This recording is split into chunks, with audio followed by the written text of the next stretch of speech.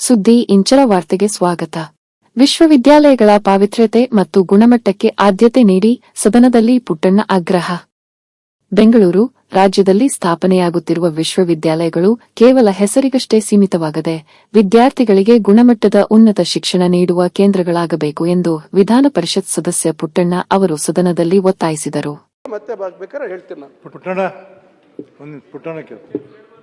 ಅಧ್ಯಕ್ಷರೇ, ತಾವು ನಾನು ಕೊಟ್ಟಿದ್ದೆ ಪತ್ರನ, ನನ್ನ ಹೆಸರು ಸೇರಿಸಲಿಲ್ಲ. ಯಾಕೆ ಬಿಟ್ಟರು ಗೊತ್ತಿಲ್ಲ ನನಗೆ.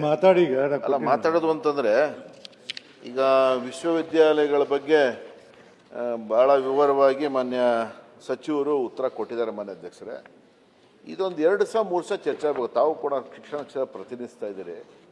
ಇವತ್ತು ಎಲ್ಲ ವಿಶ್ವವಿದ್ಯಾಲಯಗಳು ಕೂಡ ಅಧೋಗತಿಗೆ ಹೊರಟೋಗವೆ. ಮುಳುಗ್ತಾ ಇರುವಂಥ ಹಡಗು ಎಲ್ಲ ಯೂನಿವರ್ಸಿಟಿಗಳು ಕೂಡ ಕಳೆದ 20 ವರ್ಷದಿಂದನೂ ಕೂಡ ನೀವು ನೋಡ್ತಾ ಇದ್ದೀವಿ. 20 ವರ್ಷಗಳು ಕೂಡ ಮುಳುಗೋಗವೆ ಅಂದರೆ ಮುಳುಗೋಗವೆ. ಸಚಿವರ ಗಮನಕ್ಕೂ ಬಂದಿದೆ. ಒಂದೊಂದು ಡಿಪಾರ್ಟ್ಮೆಂಟಿಗೆ ಒಬ್ಬರೂ ಇಲ್ಲ, ಪರ್ಮನೆಂಟ್ ಫ್ಯಾಕಲ್ಟಿನೇ ಇಲ್ಲ. ಅದು ಸಂಶೋಧನೆ ಏನು ಮಾಡ್ತಾರೆ? ಯೂನಿವರ್ಸಿಟಿಲಿ ಆ ಡಿಪಾರ್ಟ್ಮೆಂಟ್ ಹಾಕಿರಬೇಕು. ಏನಕ್ಕಾಗತ್ತೆ ಇದು? ಬೇಡ. ಆಮೇಲೆ ಯೂನಿವರ್ಸಿಟಿಗಳ ಲೈನಿಗೆ ಮಾಡ್ಕೊಂಡು ಹೋಯ್ತಾ ಇರೋದು ಸುಮ್ಮನೆ. ನನಗೆ ಗೊತ್ತಿಲ್ಲ ಯಾಕೆ ಅಂತ. ಆಮೇಲೆ ಈ ಎಂಥದ್ದು ಸಂಪೂರ್ಣ ಸ್ವಾಯತ್ತತೆ ಅಂತೇಳಿ ಕೆಲವು ಕಾಲೇಜುಗಳನ್ನ ಯೂನಿವರ್ಸಿಟಿಗಳು ಮಾಡಿದ್ದಾರೆ ಮಾನ್ಯ ಅಧ್ಯಕ್ಷರೇ. ಅದರಲ್ಲಿ 1,000 ಜನ 2,000 ಜನ ಸ್ಟೂಡೆಂಟ್ಸ್ ಇದ್ದಾರೆ. ಅದಕ್ಕೆ ಒಬ್ಬ VC, ಒಬ್ಬ ರಿಜಿಸ್ಟ್ರಾರು, ಒಬ್ಬ ರಿಜಿಸ್ಟರ್ ಎವ್ಯಾಲ್ಯೂಯೇಷನ್ನು, ಒಬ್ಬ ಡೆಪ್ಟಿ ರಿಜಿಸ್ಟ್ರಾರು. ಅವ್ರಿಗೆ ಆದರೆ ಇಷ್ಟು ಕೊಟ್ಬಿಟ್ಟು ಕಂಡೀಷನ್ ಏನು ಗೊತ್ತಾ? ಯೂನಿವರ್ಸಿಟಿ ಮಾಡ್ಬೇಕಾರೆ ನೀವು ಕಸ ಗುಡಿಸೋದು ತಗೋಬಾರ್ದು ಅಂತ. ಅಂದರೆ ನೀವೇ ಕಸ ಗುಡಿಸ್ಬೇಕು ಅಂತ. ಯೂನಿವರ್ಸಿಟಿ ಮಾಡುವಾಗಲೇ ಹಾಕ್ಬಿಟ್ಟಾರೆ ಮನೆ ತರಿಸಿ ನೋಡಿಬೇಕಾದ್ರೆ ನೀವು ಅದನ್ನು. ನೀವು ಯಾವುದೇ ಕಾರಣಕ್ಕೂ ಕಸ ಗುಡಿಸೋ ತಗೋಬೇಡಿ, ಟಾಯ್ಲೆಟ್ ತೊಳೆಯೋರು ತಗೋಬೇಡಿ. ಅಲ್ಲ, ಕಂಡೀಷನ್. ನೀವು ಯಾರನ್ನೂ ಏನು ತಗೋಬೇಡಿ, ಅದನ್ನ ನೀವು ಡೆವಲಪ್ಮೆಂಟ್ ಮಾಡಬೇಡಿ. ಅದಕ್ಕೆ ನಾನು ಹೇಳೋದು ಅಂದರೆ ಇವ್ರು ಬಂದ್ಮೇಲೆ ಮಾಡಲಿಲ್ಲ ಯೂನಿವರ್ಸಿಟಿಗಳನ್ನ, ಅದು ಬೇರೆ. ಆದರೆ ಇವ್ರ ಜವಾಬ್ದಾರಿ ಏನು? ಅಲ್ಲ ರೀ, ಯೂನಿವರ್ಸಿಟಿಗಳು ಇವ್ರು ಕೊಟ್ಟಿಲ್ಲ ಅಂತ ನಾನು ಹೇಳ್ತಾ ಇರೋದು. ಯೂನಿವರ್ಸಿಟಿಗಳನ್ನ ಇವ್ರು ಕೊಟ್ಟಿಲ್ಲ, ಆದರೆ ಇವ್ರೇನು ಜವಾಬ್ದಾರಿ ಇಲ್ವಾ? ಅವನ್ನೇನು ಮಾಡೋರೆ? ಅವ್ರು ರಿವ್ಯೂ ಮಾಡಬೇಕಲ್ಲ ಸರ್. ಈಗ ಯೂನಿವರ್ಸಿಟಿಗಳು ಪ್ರಾರಂಭ ಮಾಡಿದ್ರಿ, ಅವಕ್ಕೆಲ್ಲವೂ ಕೂಡ ಅವ್ರನ್ನ DC ಇಂದ ಏನು ಅಪಾಯಿಂಟ್ಮೆಂಟ್ ಆಯಿತು ಅವ್ರನ್ನ ಅಲ್ಲಿರೋಕ್ಕೂ ಬಿಡ್ತಾ ಇಲ್ಲ, ಹೊರಗಡೆ ಹೋಗೋಕ್ಕೂ ಬಿಡ್ತಾ ಇಲ್ಲ. 2 ವರ್ಷ ಇಷ್ಟು ವರ್ಷ ಬೇಕಾ? ಮೊನ್ನೆ ಸಚಿವರು 2.25 ವರ್ಷ ಆಯ್ತು. ಇನ್ನೇನು ಡಾಕ್ಟ್ರು ಅವರು ಪೂರ್ತಿಯಾಗಿ ಅದು ಇದರಲ್ಲಿ ಗಾಂಧಿನಗರದಲ್ಲೇ ಇರ್ತಾರೆ, ಹೈಯರ್ ಎಜುಕೇಷನಲ್ಲೇ ಎಲ್ಲರನ್ನೂ ಕೂಡಿಸ್ಕೊಂಡು ಬರೀ ಮೀಟಿಂಗ್ಗಳೇ. ಆ ಮೀಟಿಂಗ್ಗಳಲ್ಲಿ ಏನು ಮಾಡ್ತಾ ಇದ್ದಾರೆ ಗೊತ್ತಿಲ್ಲ ನನಗೆ. ಮನೆ ಅಧ್ಯಕ್ಷರೇ, ಆನೆಸ್ಟಾಗಿ ಹೇಳ್ತಾ ಇದ್ದೀನಿ ನಾನು. ಇದ್ರ ಬಗ್ಗೆ ಸಂಪೂರ್ಣವಾಗಿ ಸರ್ಕಾರಿ ಕಾಲೇಜುಗಳಲ್ಲಿ 28,000 ಜನಕ್ಕೆ ನಾವು ಕೌಶಲ್ಯಾಧಾರಿತವಾದಂಥ ಶಿಕ್ಷಣ ಕೊಡ್ತಾ ದಡಿಸಿಡುವ. 28,000 ಸಾಕಾ? 28,000 ಸಾಕಾ? ಇಸ್ಕೂಲ್ ನಿಮಗೆ SLC-ನಲ್ಲಿ ಮಕ್ಕಳು ಎಷ್ಟು ಜನ ಪಾಸ್ ಆಗ್ತಾ ಇದ್ದಾರೋ, ಅಲ್ಲಿಂದ PUC-ಲಿ ಎಷ್ಟು ಜನ ಪಾಸ್ ಆಗ್ತಾ ಇದ್ದಾರೋ, ಅಲ್ಲಿಂದ ಡಿಗ್ರಿಗೆ ಎಷ್ಟು ಜನ ಸೇರ್ತಾವ್ರೆ, ಅಂಕಿಅಂಶ ಕೊಡಿ ನೀವು ನೋಡೋಣ. ಅದಾದಮೇಲೆ ಡಿಗ್ರಿ ಆದವರು ಎಷ್ಟು ಜನ PG ಮಾಡ್ತಾ ಇದ್ದಾರೋ, ಎಷ್ಟು ಜನ PGಗೆ ಸೇರ್ತಾ ಇದ್ದಾರೋ, ಅಂಕಿಅಂಶ ಕೊಡಿ. ಇಡೀ ಎಲ್ಲ ಚರ್ಚೆ ಆಗಲಿ ಅಲ್ವಾ? ಅದ್ರ ಬಗ್ಗೆ ಏನು ಕಾರ್ಯಕ್ರಮ ಹಾಕೊಂಡಿದ್ದೀರಿ ನೀವು? ಏನೂ ಇಲ್ಲ. ಯೂನಿವರ್ಸಿಟಿಗಳ ಮನೆ ಅಧ್ಯಕ್ಷ ತಮಗೂ ಗೊತ್ತು, ತಮ್ಮ ಗಮನಕ್ಕೂ ಬಂದಿದೆ. 1/4/2006 ನಂತರ ಎಲ್ಲ ಅಪಾಯಿಂಟ್ಮೆಂಟ್ ಆದೋ. ಅಸಿಸ್ಟೆಂಟ್ ಪ್ರೊಫೆಸರು, ಅಸೋಸಿಯೇಟ್ ಪ್ರೊಫೆಸರು, ಅಸೋಸಿಯೇಟಿಂದ ಪ್ರೊಫೆಸರ್ ಆದ್ರಲ್ಲ, ಅವ್ರು ಯಾರು ಕೂಡ OPS ಬರೋಕ್ಕಾಗಿಲ್ಲ. ಅವ್ರು ಕೇಳಿದ್ರೆ ಅದು ಸರ್ಕಾರ ಅಲ್ವಂತೆ. ಇವ್ರು ಹೇಳ್ತಾ ಇರೋದು ಯೂನಿವರ್ಸಿಟಿ ಸರ್ಕಾರ ಅಲ್ಲ ಅಂತ. ಅದಕ್ಕೆ ಯಾರು ತಂದು ಮಾಡ್ತೀರಿ ನೀವು ಪ್ರೊಫೆಸರ್ನ? ಯಾರನ್ನ ಅಸೋಸಿಯೇಟ್ ಪ್ರೊಫೆಸರ್ ಮಾಡ್ತೀರಿ?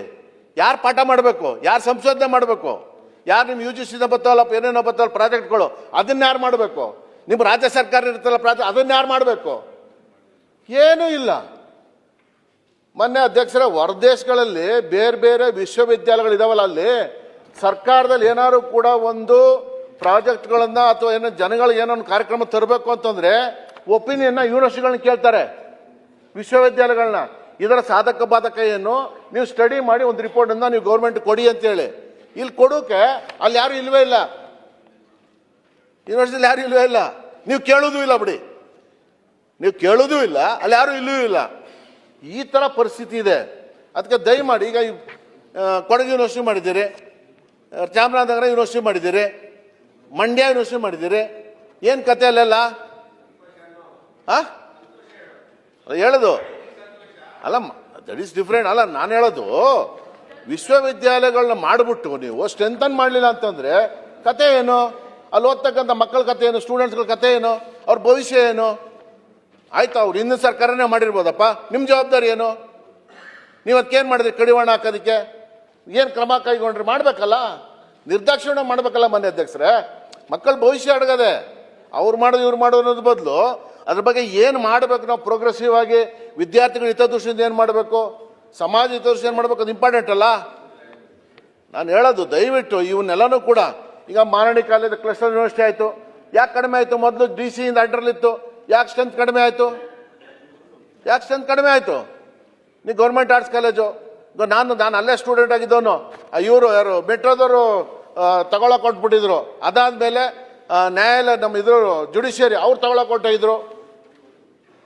ನಾನು ಹೇಳೋದು ಇವೆಲ್ಲವೂ ಕೂಡ ಹತ್ತಿರದಲ್ಲಿರುವಂಥ ಬಡವರು ಮಕ್ಕಳಿಗೆ ಏನಾದ್ರು ಕೂಡ ಓದ್ಲಿಕ್ಕೆ ಅವಕಾಶ ಆದ ಅಂತಂದ್ರೆ ಬೆಂಗಳೂರು ನಗರದಲ್ಲಿ ವಿಧಾನಸೌಧ ಹತ್ತಿರದಲ್ಲಿ ಮಾರಾಣಿಸು, RC college, arts college, science ಇವೇನೆ. ಮಾನ್ಯ ವಿಶ್ವನಾಥ್ ಅವರೇ, ತಾವು ಮಿನಿಸ್ಟರ್ ಆಗಿದ್ರಿ, ಇವೇ ಇವು ಹೋಗ್ಬಿಟ್ರೆ ಬೇರೆ ಬೇರೆ ಹೊಡ್ಕೊಂಡ್ಬಿಡ್ತಾರೆ.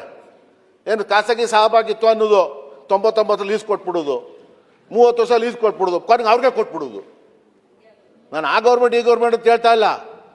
ಈ ಥರದ್ದು ಈಗ ನಾವು ಅಸಡ್ಡೆ ಮಾಡಿದ್ರೆ ನೆಕ್ಸ್ಟ್ ಬಂದು ಏನು ಆಗ್ಬಿಡುತ್ತೆ ಯಾವುದೋ ಟೈಮಲ್ಲಿ, ಯಾರು ಸ್ಟೂಡೆಂಟ್ ಇಲ್ಲ ಅಂತೇಳಿ. ದಯವಿಟ್ಟು ಇದ್ರ ಬಗ್ಗೆ ಕ್ರಮವನ್ನು ನಾನು ಹೇಳೋದು ಉನ್ನತ ಇರು ಬೋಧಗೌಡ್ರೆ, ನಾನೇನು ಹೇಳೋದು ಮನೆ ಅಧ್ಯಕ್ಷರಿಗೆ ಇದನ್ನು ಚರ್ಚೆ ಮಾಡೋಕ್ಕೆ ದಯವಿಟ್ಟು 1-2 ಸಲ ಫಿಕ್ಸ್ ಮಾಡಿ ಎಲ್ಲ ಸದಸ್ಯರು ಕೂಡ ಭಾಗವಹಿಸಬೇಕು. ಉನ್ನತ ಶಿಕ್ಷಣದಲ್ಲಿ ಇರ್ತಕ್ಕಂಥ ನ್ಯೂನತೆಗಳನ್ನ ಸರಿಪಡಿಸಲಿಕ್ಕೆ ಚರ್ಚೆಗೆ ಅವಕಾಶ ಕೊಡಬೇಕು. ಚರ್ಚೆಗೆ ಯಾಕೆ ಅಂತಂದ್ರೆ ಆಯ್ತಾಯ್ತು ಹೇಳಬೇಡ, DC ನಲ್ಲಿ ಏನೇನು ನಡೀತಾ ಇದೆ ಅಂತ ಹೇಳಿ ಅದ್ರ ಬಗ್ಗೆ ನಾನು ಮಾತಾಡಬೇಕು. DC ನಲ್ಲುವೆ ಯಾಕೆಂದ್ರೆ ಅಲ್ಲಿರ್ತಕ್ಕಂಥ ನ್ಯೂನತೆಗಳೇನು, ಪ್ರೊಫೆಸರ್ ಪೋಸ್ಟು ಯಾಕೆ ಇವರು ಇದನ್ನ ತಡ್ಕೊಂಡು 1 ವರ್ಷ ಆಗದ ಇಂಟರ್ವ್ಯೂ ಆಗಿ ಪ್ರಮೋಷನ್ ಕೊಡಲಿಲ್ಲ, ಒತ್ತಡ ಮಾಡಿ ಮಂತ್ರಿಗಳದ್ದು ಯಾವ ಒಂದಷ್ಟು ಜನ ಕೊಟ್ಟರು. ಅಲ್ಲಿ ಕಾರಣ ಏನು ನಡೀತಾ ಇದೆ, ಅಲ್ಲಿ ನಡೀಲಿಕ್ಕೆ ಕಾರಣ ಏನು, ಚರ್ಚೆ ಆಗಬೇಕಲ್ಲ ಮಾನ್ಯ ಅಧ್ಯಕ್ಷರೇ. ನಾನು ಹೇಳೋದು ಎಲ್ಲರ ಹಿತದೃಷ್ಟಿಯಿಂದ, ಉನ್ನತ ಶಿಕ್ಷಣ ಇಲಾಖೆ ಹಿತದೃಷ್ಟಿಯಿಂದ ಇವೆಲ್ಲ ಕೂಡ ಚರ್ಚೆ ಆಗಬೇಕು. ನಾನು ಜಾಸ್ತಿ ಮಾತಾಡೋಕೆ ನನ್ನ ಹೆಸರು ಬರಲಿಲ್ಲ, ನಾನು ಕೊಟ್ಟಿದ್ದೆ, ನನ್ನ ಹೆಸರು ಯಾಕೆ ಬಿಟ್ಟರು ನನಗೆ ಗೊತ್ತಿಲ್ಲ. ಆದರೂ ಕೂಡ ತಾವು ಅವಕಾಶ ಕೊಟ್ಟಿದ್ದೀರಿ, ನಿಮಗೆ ನಾನು ಧನ್ಯವಾದ ಅರ್ಪಿಸ್ತೀನಿ. ದಯವಿಟ್ಟು ಇದನ್ನು ಮುಂದುವರಿಸಿ ಒಂದಿನ ಚರ್ಚೆಗೆ ದಯವಿಟ್ಟು ಎಲ್ರಿಗೂ ಅವಕಾಶ ಕೊಡಬೇಕು ಅಂತೇಳಿ ಹಿತದೃಷ್ಟಿಯಿಂದ, ನಾನು ಉನ್ನತ ಶಿಕ್ಷಣ ಇಲಾಖೆ ಹಿತದೃಷ್ಟಿಯಿಂದ ಹೇಳ್ತಾ ಇದ್ದೀನಿ. ನಾನು ಇವ್ರ ಮೇಲೆ ಆರೋಪ ಮಾಡೋದಲ್ಲಿ ಮಾನ್ಯ ಮಂತ್ರಿಗಳ ಮೇಲೆ ಅದಲ್ಲ. ಉನ್ನತ ಶಿಕ್ಷಣ ಇಲಾಖೆಯಲ್ಲಿ ಇರ್ತಕ್ಕಂಥ ನ್ಯೂನತೆಗಳ ಬಗ್ಗೆ ಸಂಪೂರ್ಣವಾಗಿ ಚರ್ಚೆ ಆಗಬೇಕು. ಉನ್ನತ ಶಿಕ್ಷಣ ಇಲಾಖೆ ಸರಿದಾರಿ ಬರಬೇಕು. ಉನ್ನತ ಶಿಕ್ಷಣ ಅನ್ನುವಂಥದ್ದು ಎಲ್ಲರೂ ಕೂಡ ಸರಿಯಾಗಿ ಸಿಗಬೇಕು. ಏನಾಗಿದೆ, ಖಾಸಗಿನ ಚೆನ್ನಾಗಿ ಸಿಗ್ತಾ ಇದೆ, ನಮ್ಮ ಸರ್ಕಾರದ ಅರಿವಿನಲ್ಲಿ ನಡೀತಕ್ಕಂಥ ವಿಷಯದಲ್ಲಿ ಸರಿಯಾಗಿ ಸಿಗ್ತಾ ಇಲ್ಲ. ಕಳೆದ 20 ವರ್ಷದಿಂದನೂ ಕೂಡ ನಾವು ಸಿಕ್ಕಾಬಿಟ್ಟ ನೀವು ಕೂಡ ಚರ್ಚೆಯಲ್ಲಿ ಭಾಗವಹಿಸಿದಿರಿ, ನಾವು ಮಾಡಿದ್ದೀರಿ, ಅದು ಯಾವುದೂ ಸರಿ ಹೋಗಲ್ಲ ಮಾನ್ಯ ಅಧ್ಯಕ್ಷರೇ. ಆ ದೃಷ್ಟಿಯಿಂದ ದಯಮಾಡಿ ಒಂದು ನಮಗೂ ಕೂಡ ವಿಸ್ತಾರವಾಗಿ ಯಾವ ಫಾರಿನ್ ಯೂನಿವರ್ಸಿಟಿ ಬೇಡ ಸ್ವಾಮಿ, ಈ ಯೂನಿವರ್ಸಿಟಿಗಳೇ ಸರಿಯಾಗಿ ಮಾಡಿ. ಯಾವ ಫಾರಿನ್ ಯೂನಿವರ್ಸಿಟಿಗಳು ಕೂಡ ನಮ್ಮ ವಿಶ್ವವಿದ್ಯಾಲಯಗಳೇ ಭಾರಿ ಚೆನ್ನಾಗಿ ನಡೀತಾ ಇದ್ದಾವೆ. ಆದರೆ ಬೆಂಗಳೂರು ಯೂನಿವರ್ಸಿಟಿ, ಮೈಸೂರು ಯೂನಿವರ್ಸಿಟಿ, ಧಾರವಾಡ, ನಮ್ಮ ಕರ್ನಾಟಕ ಯೂನಿವರ್ಸಿಟಿ ಅದನ್ನ ಸರಿಯಾದ ವಿಶ್ವವಿದ್ಯಾಲಯಗಳು ಚೆನ್ನಾಗಿದ್ದಾವೆ ಅಂದ್ಬಿಟ್ಟು ಇಷ್ಟ ತನಕ ಹೇಳಿದ್ದೆ ನಂಗಾರೆ. ನಾನು ಹೇಳೋದು ನಡೆಸಿದ್ರೆ ನಮ್ಮವೇ ಚೆನ್ನಾಗಿರ್ತವೆ. ಅದನ್ನ ನಾನು ಹೇಳ್ತಾ ನಡೆಸಿದ್ರೆ ಅವ್ರಿಗಿಂತ ನಮ್ಮವೇ ಚೆನ್ನಾಗಿರ್ತವೆ. ಆದ್ರೆ ಇಲ್ಲಿ ಯಾರನ್ನು ಕೊಡ್ತಾ ಇಲ್ವಲ್ಲ, ಏನೂ ಇಲ್ಲ. ಸಾಕು, ಮುಗಿಸ್ಲಾ? ಅಲ್ಲ, ಇದು ಚರ್ಚೆ ಕೊಡ್ತೀರಾ ಅಂತ ಎಲ್ಲರೂ ಮಾತಾಡಕ್ಕೆ ದಯವಿಟ್ಟು ಚರ್ಚೆಗೆ ಅವಕಾಶ ಕೊಡಿ. ಇನ್ನೂ ಮಾತಾಡ್ಬೇಕು ನಾನು, ಅದಕ್ಕೆ ಚರ್ಚೆ ಮಾಡಿ ಹೇಳ್ತೀನಿ ನಾನು. ದಯವಿಟ್ಟು ಅಲ್ಲ, ನಾನು ಹೇಳೋದು ನಾನು ಸುಳ್ಳು ಹೇಳ್ತಾ ಇಲ್ಲ ಮಾನ್ಯ ಅಧ್ಯಕ್ಷರೇ, ನಿಜವಾಗ್ಲೂ ಕೂಡ ಖಂಡಿತ ನಾವು ವಿಶ್ವವಿದ್ಯಾಲಯಗಳ ಬಗ್ಗೆ ಚರ್ಚೆ ಮಾಡಬೇಕು. ದಯಮಾಡಿ 500 ಜನ ಇಲ್ಲ ವಿಶ್ವವಿದ್ಯಾಲಯ ಮಾಡೋರೆ, ಮಾತಾಡೋಣ. 500 ಜನ ಇಲ್ಲ, 1000 ಜನ ಇಲ್ಲ ಯೂನಿವರ್ಸಿಟಿ ಮಾಡೋರೆ. ಬಿಳಿ ಆನೆಗಳು, ವೈಟ್ ಎಲಿಫೆಂಟ್ಸು, ಅರ್ಥ ಆಯ್ತಲ್ಲ. ಯಾರೋ ದುಡ್ಡು ಇಸ್ಕೊಂಡು ಚಾಪ ಬಿಡಿಸ್ಕೊಂಡು ಹೊಂಟೋದ್ರು, VCಗಳು ಮಾಡ್ಬಿಟ್ರು, ರಿಜಿಸ್ಟರ್ಗಳು ಮಾಡ್ಬಿಟ್ರು. ಅದ್ರ ಬಗ್ಗೆ ಚರ್ಚೆ ಆಗೋದು ಬೇಡವಾ? ಕೊಟ್ಟದ ತಪ್ಪಾತ್ ಈಗ. ಅಲ್ಲಲ್ಲ, ನಾನು ಹೇಳೋದು ಇದೆಲ್ಲವೂ ಕೂಡ ಚರ್ಚೆ ಆಗ್ಬೇಕಲ್ಲ ಸರ್, ಸರಿಪಡಿಸ್ಬೇಕಲ್ಲ. ಆ ದೃಷ್ಟಿಯಿಂದ ದಯವಿಟ್ಟು ಇದ್ರ ಬಗ್ಗೆ ಚರ್ಚೆಗೆ ಅವಕಾಶ ಕೊಡಿ. ಇದನ್ನ ಕೂಲಂಕುಷವಾಗಿ ಚರ್ಚೆ ಆಗಬೇಕು, ವಿಸ್ತಾರವಾಗಿ ಚರ್ಚೆ ಆಗಬೇಕು, ಇದು ಸರಿ ಹೋಗ್ಬೇಕು, ಸರ್ಕಾರ ಸರಿಯಾದ ಉತ್ತರ ಬರಬೇಕು. ಥ್ಯಾಂಕ್ ಯು ಡಾಕ್ಟ್ರೆ.